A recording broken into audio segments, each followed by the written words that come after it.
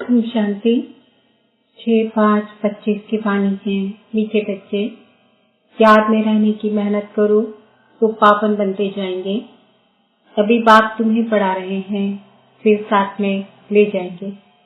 प्रश्न, कौन सा पैगाम तुम्हें सभी को देना है? उत्तर, अब घर चलना है, इसलिए पावन बनो। पतित पावन बाप कहते हैं, मुझे याद करो तो पावन बन जाएंगे। यह पैगाम सभी को दो। बाप ने अपना परिचय तुम बच्चों को दिया है। अब तुम्हारा कर्तव्य है बाप का शो करना। कहा भी जाता, सन शोज फादर, गेट, मरना देवी गली में। ओम शांति। बच्चों ने गीत का अर्थ सुना कि बाबा, हम आपकी रुद्रमाला में पिरो ही जाएंगे। यह गीत तो भक्ति मार्ग के बने हुए हैं। जो भी दुनिया में सामग्री है, जब तप, पूजा पाठ, यह सब है भक्ति मार्ग। भक्ति रावण राज्य, ज्ञान राम राज्य। ज्ञान को कहा जाता है नॉलेज, पढ़ाई। भक्ति को पढ़ाई नहीं कहा जाता। उसमें कोई उद्देश्य नहीं कि हम क्या बनेंगे। भक्ति पढ़ाई नहीं है। राजयोग सीखना यह पढ़ाई है। पढ़ाई एक जगह स्कूल में पढ़ी जाती है। भक्ति में तो दर दर धक्के खाते हैं। पढ़ाई माना पढ़ाई, तो पढ़ाई पूरी रीति पढ़नी चाहिए। बच्चे जानते हैं हम स्टूडेंट हैं। बहुत है जो अपने को स्टूडेंट नहीं समझते हैं, क्योंकि पढ़ते ही नहीं है। न बाप को बाप समझते हैं, न शिव बाबा को सदगति दाता समझते हैं। ऐसे भी हैं बुद्धि में कुछ भी बैठता ही नहीं। राजधानी स्थापन होती है ना, उसमें सभी प्रकार के होते हैं। बाप आए ही हैं पतितों को पावन बनाने। बाप को बुलाते हैं, है पतित पावन आओ। अब बाप कहते हैं पावन बनो। बाप को याद करो। हर एक को पैगाम देना है बाप का। इस समय भारतीय वेश्यालय है, पहले भारतीय शिवालय था। अभी दोनों ताज नहीं है। यह भी तुम बच्चे ही जानते हो। अब पतित पावन बाप कहते हैं, मुझे याद करो तो तुम पतित से पावन बन जाएंगे। याद में ही मेहनत है। बहुत थोड़े हैं जो याद में रहते हैं। भक्त माला भी थोड़ों की है ना। धन्ना भगत, नारद, मीरा आदि का नाम है। इसमें भी सब तो नहीं आकर पढ़ेंगे। कल्प पहले जिन्होंने पढ़ा है वही आते हैं। कहते भी हैं बाबा, हम आपसे कल्प पहले भी मिले थे, पढ़ने अथवा याद किया था सीखने। अभी बाप आई हैं तुम बच्चों को ले जाने। समझाते हैं तुम्हारी आत्मा पतित है, इसलिए बुलाते हो कि आकर पावन बनाओ। अब बाप कहते हैं मुझे याद करो, पवित्र बनो। बाप पढ़ाते हैं, फिर साथ में भी ले जाएंगे। बच्चों को अंदर बहुत खुशी होनी चाहिए। बाप पढ़ा रहे हैं। कृष्ण को बाप नहीं कहेंगे, कृष्ण को पतित पावन नहीं कहेंगे। ये किसको भी पता नहीं कि बाप किसको कहा जाता है और फिर वह ज्ञान कैसे देते हैं। ये तुम ही जानते हो। बाप अपना परिचय बच्चों को ही देते हैं। नए नए कोई से बाप नहीं मिल सकते। बाप कहेंगे सनशोज फादर, बच्चे ही बाप का शो करेंगे। बाप को कोई से भी मिलने बात करने का नहीं है। भले इतना समय बाबा नए नए से मिलते रहते हैं। ड्रामा में था, ढेर आते थे। मिलिट्री वालों के लिए भी बाबा ने समझाया है, उनका उद्धार करना है। उनको भी धंधा तो करना ही है, नहीं तो दुश्मन वार कर लेंगे। सिर्फ बाप को याद करना है। गीता में है, जो युद्ध के मैदान में शरीर छोड़ेंगे वह स्वर्ग में जाएंगे, परंतु ऐसे तो जा न सके। स्वर्ग स्थापन करने वाला भी जब आए तभी जाएंगे। स्वर्ग क्या चीज है, यह भी कोई नहीं जानते हैं। अभी तुम बच्चे 5 विकारों रूपी रावण से युद्ध करते हो। बाप कहते हैं अशरीरी भव, अपने को आत्मा निश्चय कर मुझे याद करो, और कोई ऐसे कह न सके। सर्वशक्तिमान एक बाप के सिवाय कोई को कह नहीं सकते। ब्रह्मा विष्णु शंकर को श्री नहीं कह सकते। ऑलमाइटी एक ही बाप है। वर्ल्ड ऑलमाइटी अथॉरिटी ज्ञान का सागर एक बाप को ही कहा जाता है। यह जो साधु संत आदि है वह है शास्त्रों की अथॉरिटी। भक्ति की भी अथॉरिटी नहीं कहेंगे, शास्त्रों की अथॉरिटी है। उन्हों का सारा मदार शास्त्रों पर है। समझते हैं भक्ति का फल भगवान को देना है। भक्ति कब शुरू हुई, कब पूरी होनी है, यह पता नहीं है। भक्त समझते हैं भक्ति से भगवान राजी होगा। भगवान से मिलने की इच्छा रहती है, परंतु वह किसकी भक्ति से राजी होगा? जरूर उनकी ही भक्ति करेंगे तब तो राजी होगा ना। तुम शंकर की भक्ति करो तो बाप राजी कैसे होगा? क्या हनुमान की भक्ति करेंगे तो बाप राजी होगा? दीदार हो जाता है, बाकी मिलता कुछ नहीं है। बाप कहते हैं मैं भल साक्षात्कार कराता हूँ, परंतु ऐसे नहीं कि मेरे साथ आकर मिलेंगे। नहीं, तुम मेरे साथ मिलते हो। भगत भक्ति करते हैं भगवान से मिलने के लिए। कहते हैं पता नहीं कि भगवान किस रूप में आकर मिले, इसलिए उसे कहा जाता है ब्लाइंड फेथ। अभी तुम बाप से मिले हो, जानते हो वह निराकार बाप जब शरीर धारण करे तब ही अपना परिचय दे कि मैं तुम्हारा बाप हूँ। 5000 वर्ष पहले भी तुमको राज्य भाग्य दिया था, फिर तुमको 84 जन्म लेने पड़े। यह सृष्टि चक्र फिरता रहता है। द्वापर के बाद ही दूसरे धर्म आते हैं, अपना अपना धर्म आकर स्थापन करते हैं। इसमें कोई बड़ाई की बात नहीं है, बड़ाई किसकी भी नहीं है। ब्रह्मा की बड़ाई तब है जब बाप आकर प्रवेश करते हैं, नहीं तो ये धंधा करता था। इनको भी थोड़ा ही पता था मेरे में भगवान आएंगे। बाप ने प्रवेश कर समझाया है कि कैसे मैंने इनमें प्रवेश किया, कैसे इनको दिखाया मेरा तो तुम्हारा, तुम्हारा तो मेरा। देख लो, तुम मेरे मददगार बनते हो अपने तन मन धन से, तो उनकी एवज में तुमको यह मिलेगा। बाप कहते हैं मैं साधारण तन में प्रवेश करता हूँ जो अपने जन्मों को नहीं जानते, परंतु मैं कब आता हूँ, कैसे आता हूँ, यह किसको पता नहीं है। अभी तुम देखते हो साधारण तन में बाप आए हैं, इन द्वारा हमको ज्ञान और योग सिखला रहे हैं। ज्ञान तो बहुत सहज है। नरक का फाटक बंद हो, स्वर्ग का फाटक कैसे खुलता है, यह भी तुम जानते हो। द्वापर में रावण राज्य शुरू होता है, अर्थात नरक का द्वार खुलता है।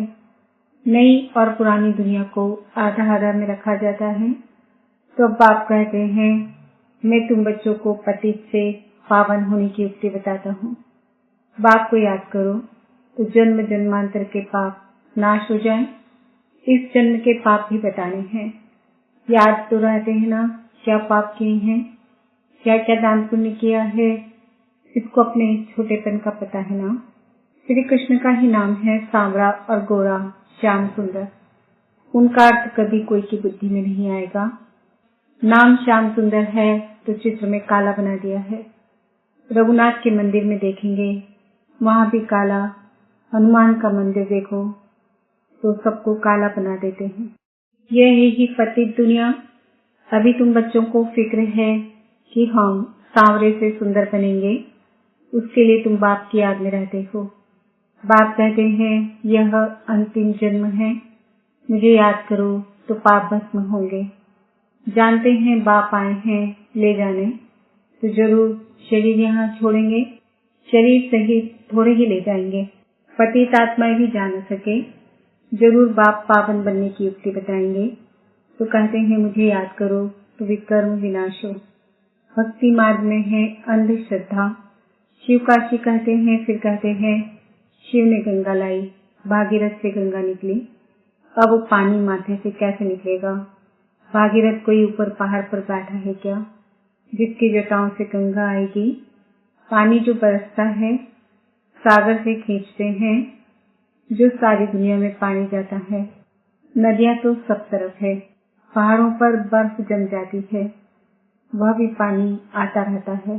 पहाड़ों के अंदर गुफाओं में जो पानी रहता है वह फिर कुओं में आता रहता है, वह भी बरसात के आधार पर है।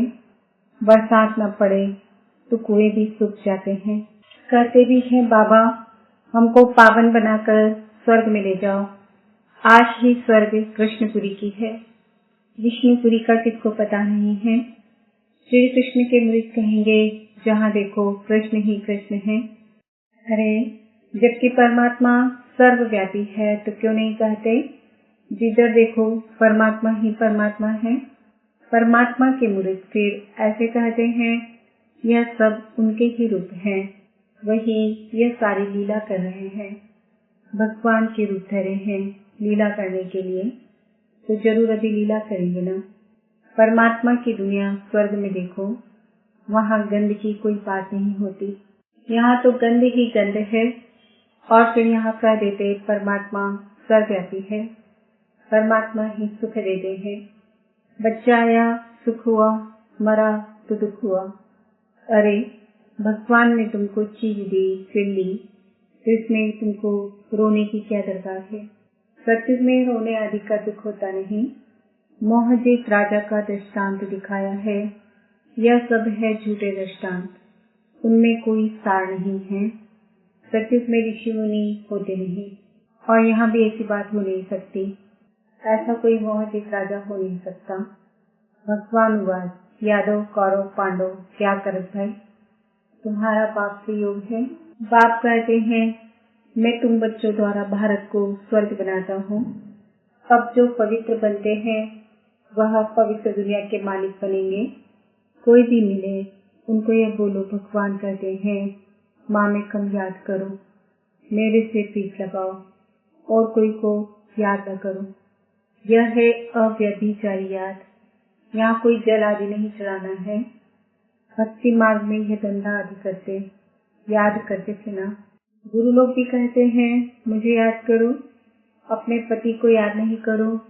तुम बच्चों को कितनी बातें समझाते हैं, मूल बात है कि सभी को पैगाम दो। बाबा कहते हैं माँ में कम याद करो। बाबा माना ही भगवान, भगवान तो निराकार है। श्री कृष्ण को सब भगवान नहीं कहेंगे, कृष्ण तो बच्चा है। श्री बाबा इसमें न होता तो तुम होते क्या। श्री बाबा ने इन द्वारा तुमको एडॉप्ट किया, अपना बनाया है।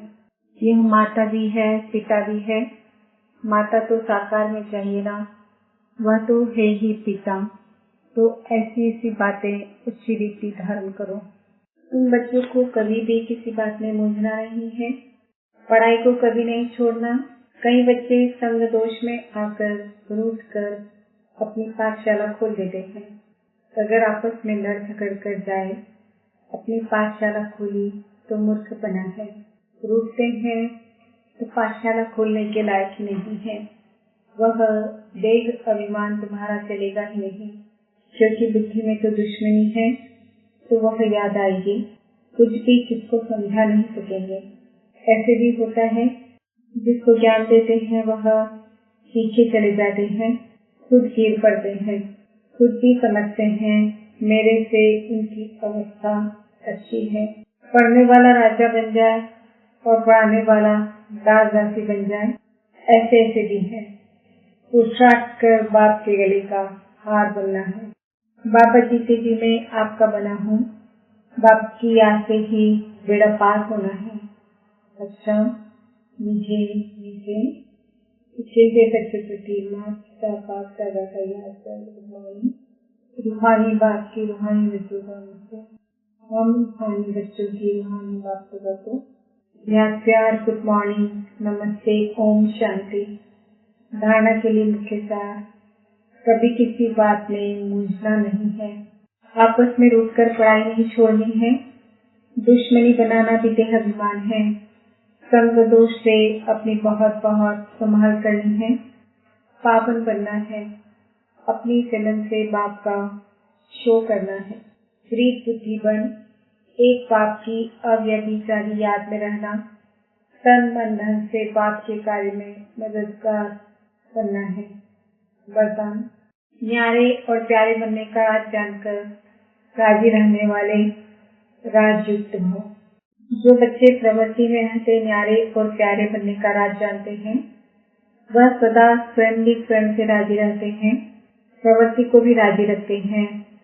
साथ साथ सच्ची दिल होने के कारण साहिब भी सदैव उन पर राजी रहता है। ऐसे राजी रहने वाले राजयुक्त बच्चे को अपने प्रति व अन्य किसी के प्रति किसी को काजी बनाने की जरूरत नहीं रहती, क्योंकि वह अपना फैसला अपने आप कर लेते हैं। इसलिए उन्हें किसी को काजी, वकील या जज बनाने की जरूरत ही नहीं। स्लोगन: सेवा से जो दुआएं मिलती है वह दुआएं ही तंदुरुस्ती का आधार है। ओम शांति। आज का समान है, मैं आत्मा राजयुक्त हूँ। आज के व्यक्ति इशारे: रूहानी रॉयल्टी और प्यूरिटी की पर्सनालिटी धारण करो। जैसे स्थूल शरीर में विशेष श्वास चलना आवश्यक है, श्वास नहीं तो जीवन नहीं, ऐसे ब्राह्मण जीवन का श्वास है पवित्रता। 21 जन्मों की प्रारब्ध का आधार पवित्रता है। आत्मा और परमात्मा के मिलन का आधार पवित्र बुद्धि है। संगम युगी प्राप्तियों का आधार और भविष्य में उच्च पद पाने का आधार पवित्रता है। इसलिए पवित्रता की पर्सनालिटी